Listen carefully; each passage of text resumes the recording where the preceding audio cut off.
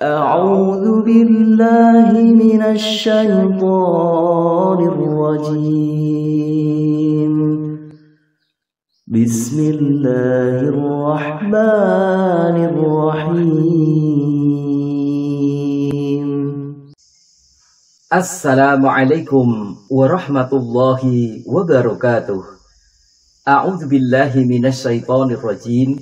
Bismillahirrahmanirrahim. Alhamdulillahi rabbil alamin. Wa bihi nasta'inu ala umurid dunya waddin.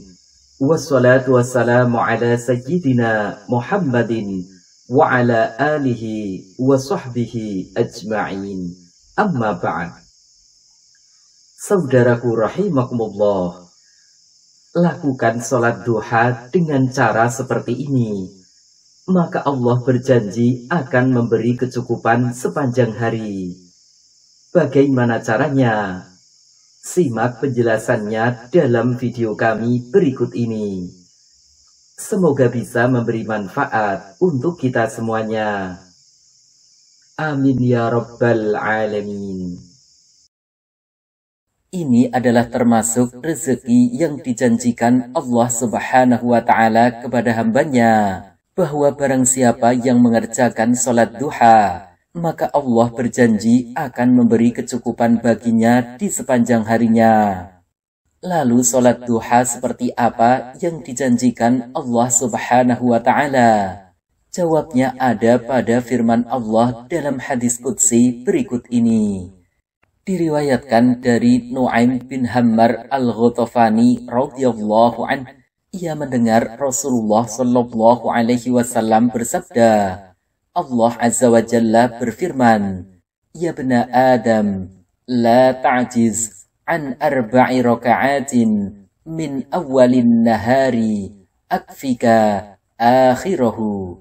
Wahai anak Adam, jangan engkau tinggalkan 4 rakaat sholat di awal siang atau di waktu duha, maka aku akan mencukupimu di akhir siang.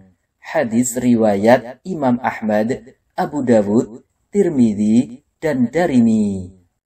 Pada riwayat yang lainnya, dari Uqbah bin Amir al-Juhani radhiyallahu anhu, Rasulullah sallallahu alaihi wasallam bersabda, Allah azza wa jalla berfirman, Ya bna Adam, ikfini awalan nahari bi arba'i raka'atin akfika bihinna akhira yaumika.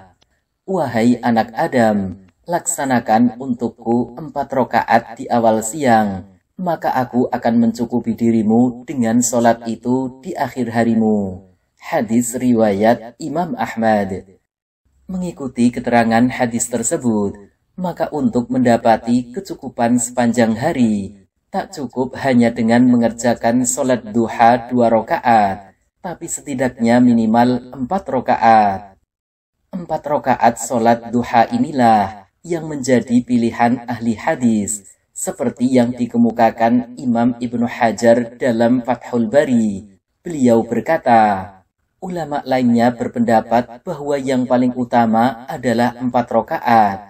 Al-Hakim meriwayatkan dalam kitabnya Al-Mufrad fi Sholatid Duha dari sekumpulan imam-imam hadis bahwa mereka memilih sholat duha 4 rakaat karena banyaknya hadis yang menyebutkan tentang itu.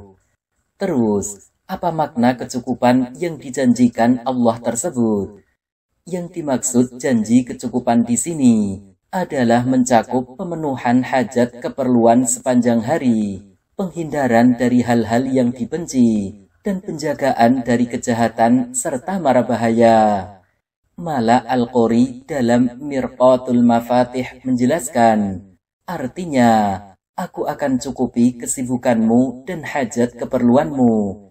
Aku akan hindarkan darimu apa yang tidak kamu sukai setelah sholatmu hingga akhir siang.